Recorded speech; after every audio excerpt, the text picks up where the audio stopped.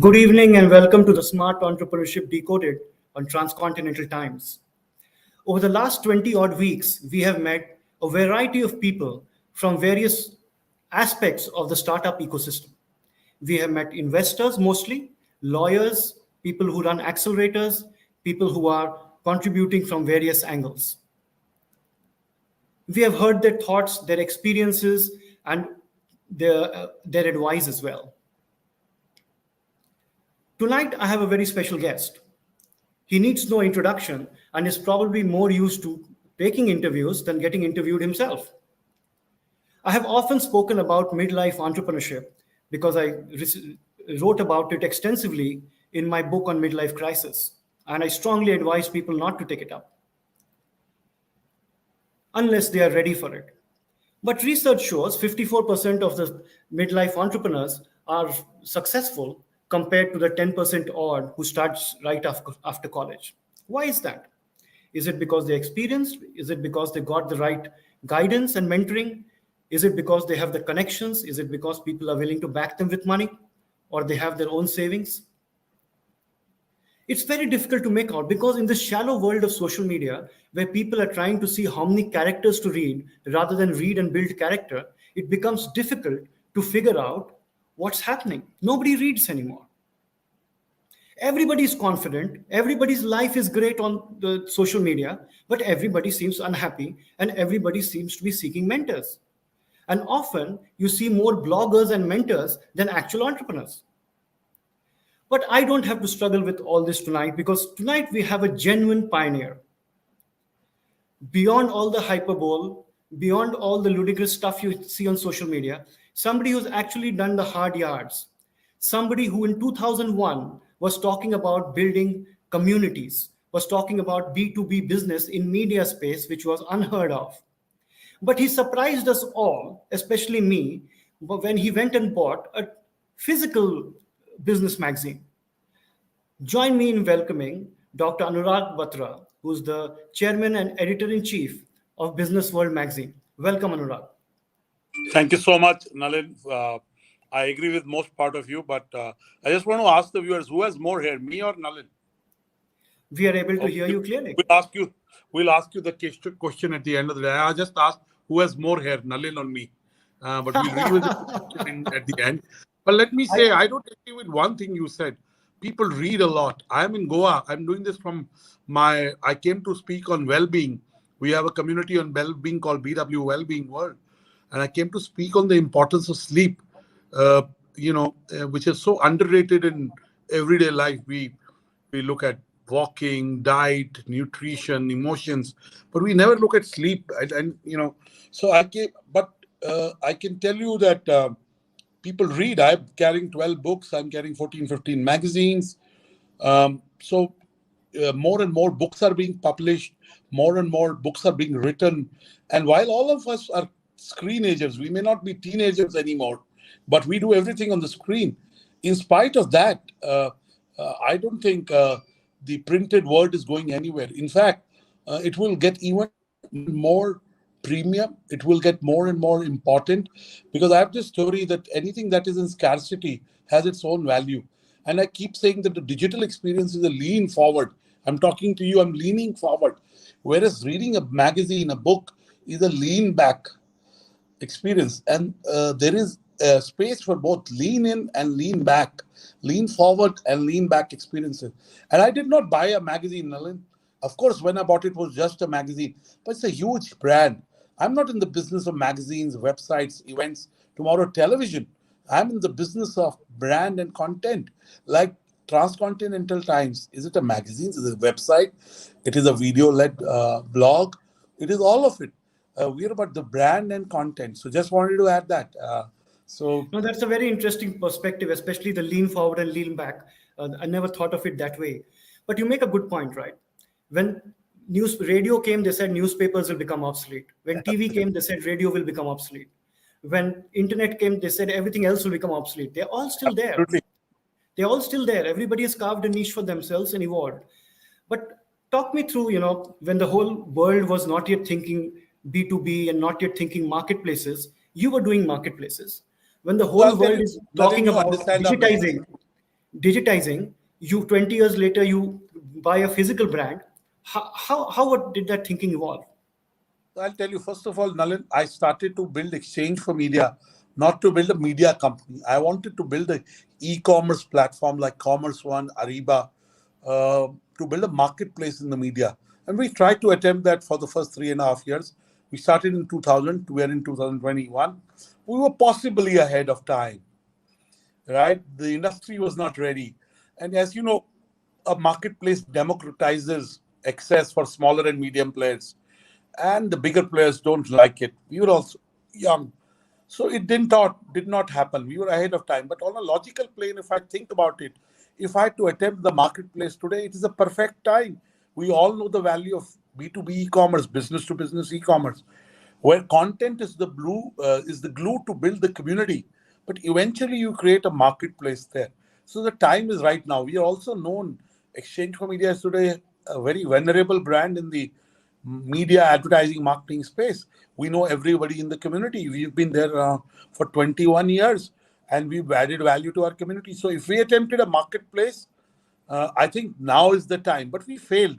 One, if we attempted it today, because we already have the community of the media advertising marketing communication ecosystem, we would approach it from the transaction side. Can we bring down the cost of transactions? So we have to be a content tech play. We have to be a media plus model.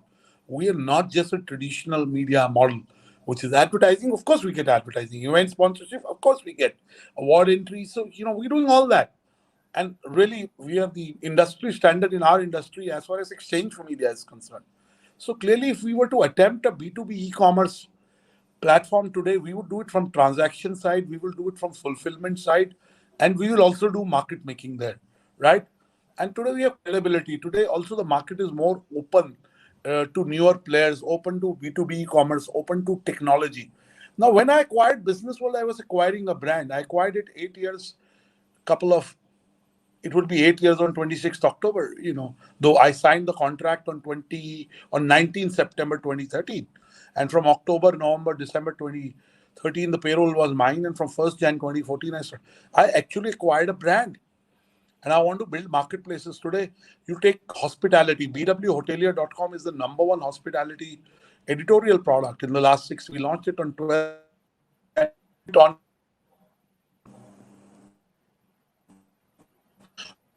We can build a marketplace there. We can acquire a technology company which does ERPs for hospitality, and we can become a complete marketplace there, theoretically.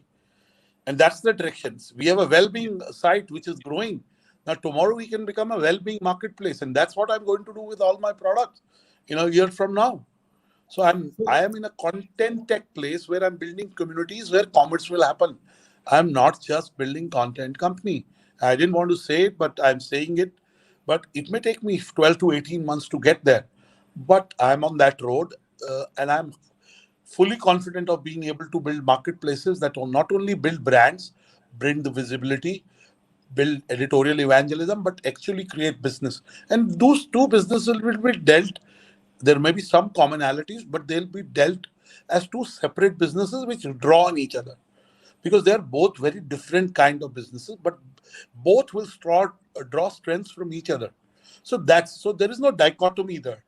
And again, I believe in serendipity. I believe whatever needs to happen when it happens. I've been trying to do this for 8 years. Maybe the time will come in the next few months, but I've continued to build content. And ideally, I want to build a very big digital play, which already is moderate size, but I want to be number one. There are other players, 5 other players bigger digitally in the business side than me, than Business World. Of course, Exchange for Media has a numero uno by far. While there may be other couple of sites, there's no match on what we do. I mean, I say it with all humility. They're not. We are editorially, aspirationally there.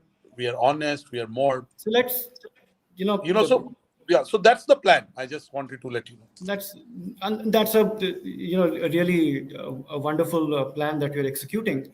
But both of us have probably watched how entrepreneurship has become a socially acceptable thing and of almost a must-do and fad from the time when probably we were younger, when our parents generally pushed us into fixed careers of medicine, engineering, etc. Traditional careers, I would say. Traditional careers. Nothing good or bad about it. But when you watch entrepreneurs today, and I know you mentor a lot of them, you talk of reverse mentoring, how you learn from them. When you hear entrepreneurs today, what are the things that strike you as a couple of things they are doing much better than we did, and a couple of things they really need to get grounded on?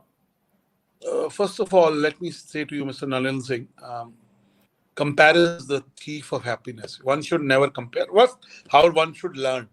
And I believe in reverse mentoring because we can learn. I can learn from you. You can learn from me. We can learn from younger people. There are some things we can tell younger people. But when it comes to digital, technology, risk-taking, I think the younger people are better than us. Okay. Second is today, I started 21 years back. The ecosystem of entrepreneurship is developed. There are big successes. You look at the Zomato listing this year, you look at Byju's, and I can give you down the line. There is a Sanjeev Bikhchandani, and there are many other people, So clearly, there are lots of role models that people can look up to. There are lots of successes. There are lots of failures, many more failures. But the fact is, the nature of entrepreneurship is such that we understand that while I say there is nothing called failure, Randy Pausch said, experience is what you get when you don't get what you want. Everything is an experience. An entrepreneur never fails. It's the project, the idea fails. He'll, with the same learnings, do a new project, new idea. So I think today there's the support system, and I broadly say four: the policy that the government is doing, the capital that is available, the mentorship that is available, and the routes to exit that are available. Whether it's merger and acquisition, whether it's a listing, these four factors are so robust in India that we are becoming really a startup nation like never before, right? Again, our Prime Minister in 2015, in December, said that, Startup India. And a lot of people mocked him saying, oh, another event, another slogan. But the fact is, when the Prime Minister of the country, Mr. Modi, gets up and says that it's okay to fail, it's changing the wiring in lots of people. It's changing the wiring in parents. It's changing the wiring of the society. So the impact of which we have seen in the last 6 years, right? And we will see ahead. So for the first time, it's okay to be an entrepreneur. And, I agree. Again, There's a tremendous, there is an ecosystem, and there are role models, and yes, there is any drivers. There's a tremendous positive movement in this space going on. I would argue you are one of the role models yourself. But let's shift track a little bit. There's a lot of focus paid on, and sometimes glorified, about Indian Jugaad. What is your view? How much money you raised? And what should how should entrepreneurs view it? Is it a real route? Is it something that people should think about seriously? See, first of all, let me say entrepreneurship is hard. I failed at a couple of things. Okay, I started a media school. Of course, our partner died, so we closed. Otherwise, it would have been India's largest media school, most respected. Again, I don't believe in things, it would have been. The fact it is that we had to shut it after 5 years. Because we didn't have holding capacity, right? Yeah. A lot of our students are doing very well in the industry. 200 students passed. Rubika Liaquat, who's the primetime anchor on ABP, is from my media school. Our media school, me, Sajalda, and the late Mr. Atul Maheshwari, we started a media school. Now, fact is, I recommend this book to everyone. Its title is provocative, but what's in it is even more. It's a book called Hard Things About Hard Things. It's a book on entrepreneurship. Ben Horowitz wrote it.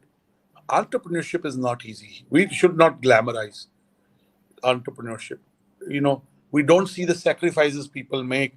We don't see the preparation they do. I mean, I work 14, 15 hours a day. When my first child, who's a daughter, was born, I didn't spend enough time because I was building exchange for media. Luckily, with my second child, which is a boy, I could spend some time. And then I acquired Business World. Last 8 years, I've been working. And again, it wasn't easy to get it to where it is today. And I saw lots of challenges. So first of all, entrepreneurship is not easy. Let's not glamorize it. And life is a trade-off. Well, a lot of my friends party, take holidays. I really don't need a need for a holiday because I feel my work. If you love what you do, I love what you do, what I do. So, in entrepreneurship, you should choose something that you naturally enjoy doing. Because if you enjoy doing, whether it becomes moderately successful, very valuable, is a reward. I know entrepreneurs look at valuations, money, all that, because we compare. And I said comparison is not good.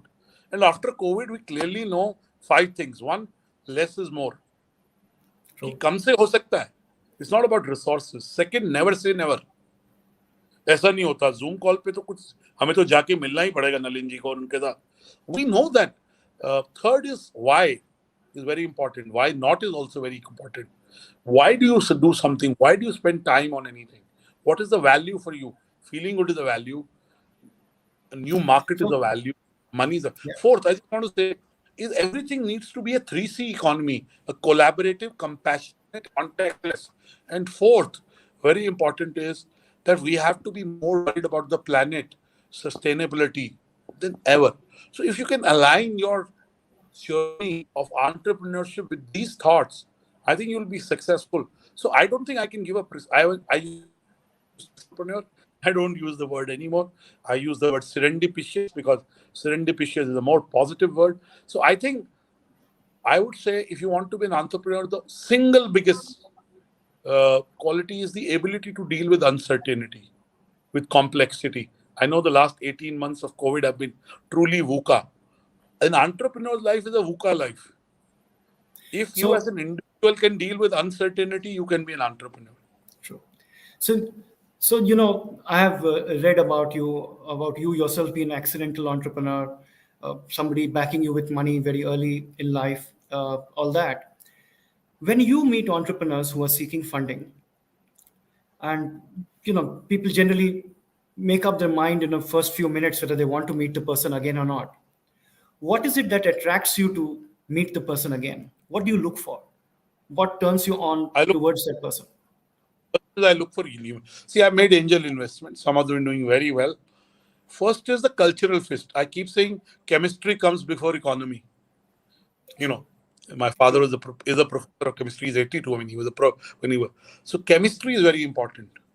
I walked away from deals which were very lucrative. I was committed where I got dissonance on the chemistry. I walked on 8th March from a deal in the media tech space and I'm very happy about it. Plus I pegged. So first is humility.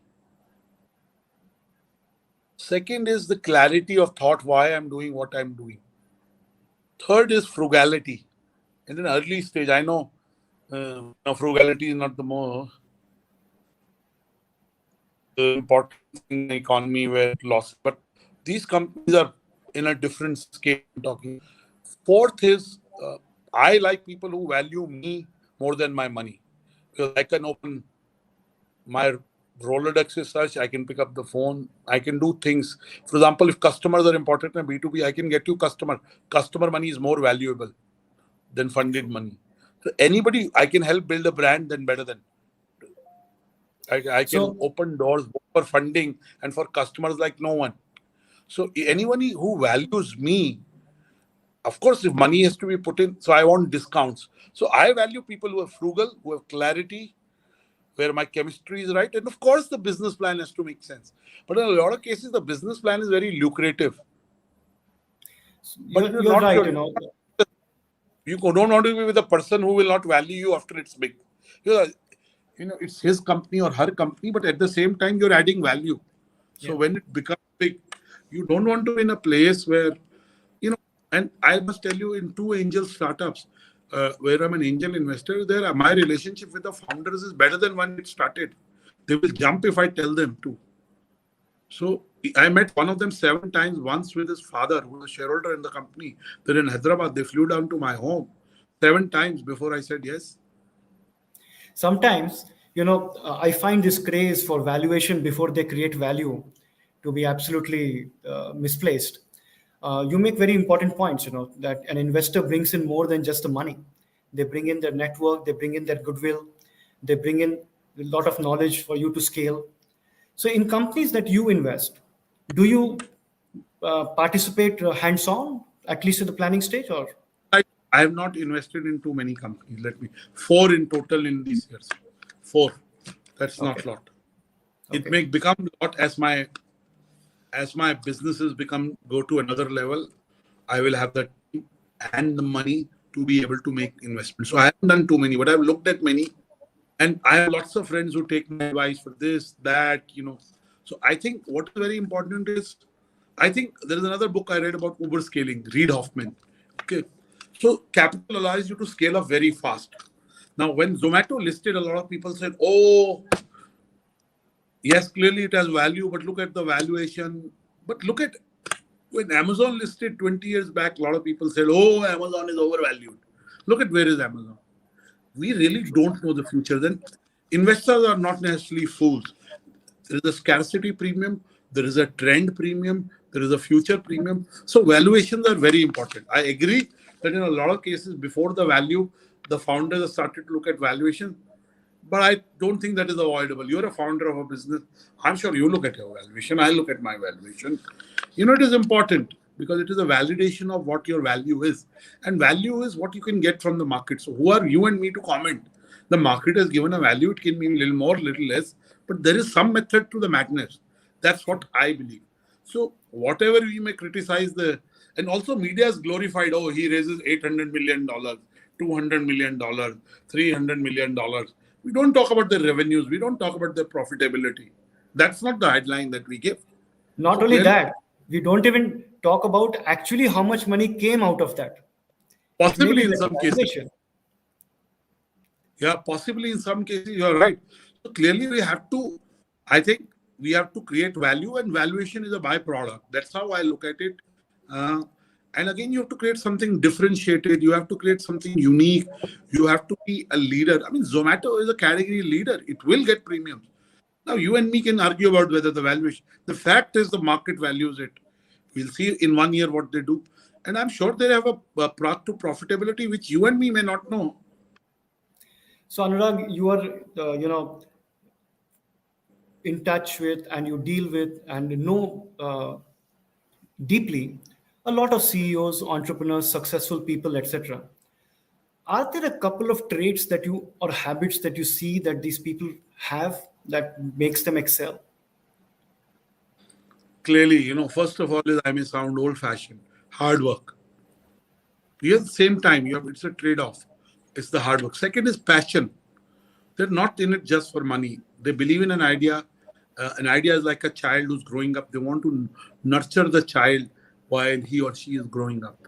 Third is clearly they're solving problems. They want to make an impact. Fourth, some of them, for them, their work is not their work. It is their life. It is their mission. It is who they are. And then as they go along, as they start making impact, they discover more value in what they are doing. They stay on it. But the biggest is hard work. Second is passion. Third is asking yourself the right questions and evolving every now and then. Because we, as entrepreneurs or as a product or as a company, you need to keep evolving every now and then. And you have to we're all emotional about our businesses or our idea. But at some stage, even if you're emotional, you have to take the idea and improve what you have. Use criticism to improve. And it's okay. Last but not the least, which is very important, is, Okay. they're very collaborative. I've seen whether it's raising capital, whether it's partnering with customers. Collaborative people become successful entrepreneurs. They're very collaborative, both internally and externally. Interesting. So, the space you are in, I know you do a lot of other kinds of work as well. Media is getting increasingly cluttered, and there is popular perception that quality is going down, right or wrong, whatever. It's a perception. Where do you see this happening? Will there be a shakeout? Will there be a consolidation? It's a very wide word. It's a very broad word. There is news media, there is non-news media, there is B2C media, there is B2B media, there is lifestyle media. So I think when people talk of when they talk of that, they talk primarily of news media, news television. That's a different discussion, and I agree that all the kind of content we see on news media, it can be better. I'm being very polite. right? They're my friends, and I understand their challenges also. Having said that, a lot of news media also do very, very honest journalism. The few. Uh, Second is, I think the definition of media is influencers are media today. They're also media, right? They're creating content. True. Individuals are media. So I think you have a media platform. So I think there is many players who got into media. See, for me, I spent all my time in business world. 99%, 1% in E4M, right? This mentoring was on Auto. My co-founder Naval runs it, right? What I'm trying to tell you is that the reason why for me, it is what I do for a living. It is not a sideshow. It is not a way to get to something else and run a power business or a solar business or a mining business, whatever, or a real estate business. So at the end of the day, if you don't do great and differentiated content, viewers will go to what does. I have a huge brand in business world.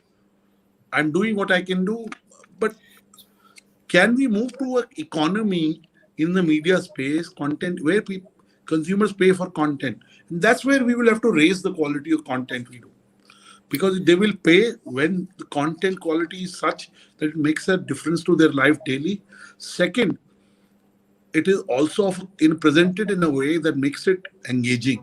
Now that all that takes money in both editorial people, in production, and in marketing. I think also the social media is a great tool to be able to amplify. Also, there are many distribution mechanisms available, and social media is a distribution mechanism. It's not content by itself. So I think we have to sub-segment, and look at the challenges and opportunities of every media segment and sub-segment. And some are same, every segment has a little different structural issue. So in news media, I agree. But I think in some of the B2C media, they're doing excellent content. They're creating visual content. The primary distribution medium is social media. But I'm blessed by having two huge brands. Exchange for Media is the number one brand in the advertising marketing media. And irrespective of many players coming in, they're all marginal at best. Business world, of course, I don't benchmark it against magazine. I benchmark it in dailies, in the television space, in the digital space, in the newspaper space. And I want to be India's number one business media company in every, whether it takes me 1 year, 2 years, 3 years, 5 years, God knows. I'm not an astrologer, not a futurist. And I keep saying, we don't even know what we know. And we don't even know what we don't know. So I don't know what the future is, but I'm having fun building something. Do you follow astrology? Nothing is easy in life. I see the double N in your name. And I'm sure our best time is ahead of us. Do you follow astrologers? Because I see the double N in your name. Probably I lost your voice. Nalin, I'm not being able to hear you. You said that you are not an astrologer. No voice is coming. I cannot hear you. Okay. I can hear you clearly.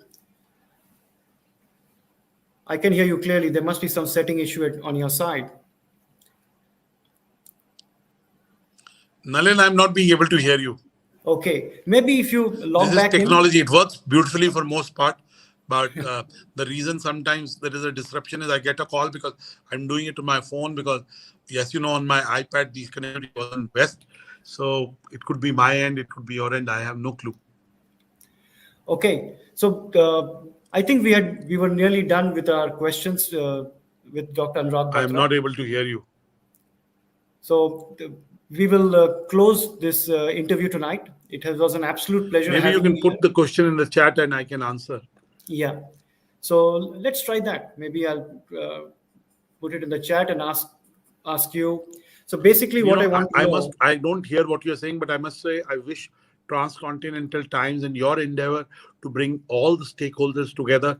And if there's anything we can do together at Exchange for Media or Business World, I'd welcome that. With the kind of background you have, Nalin, and your partners have, we'd be happy to explore anything which can be symbiotic and collaborative. Okay. So I have put a question in chat. If you can see it, you could possibly respond to that. I can't hear you. It could be my end. I have no clue. Okay. And no problem. Apologies. I'm doing this from Goa, from my hotel room, as you can. No problem.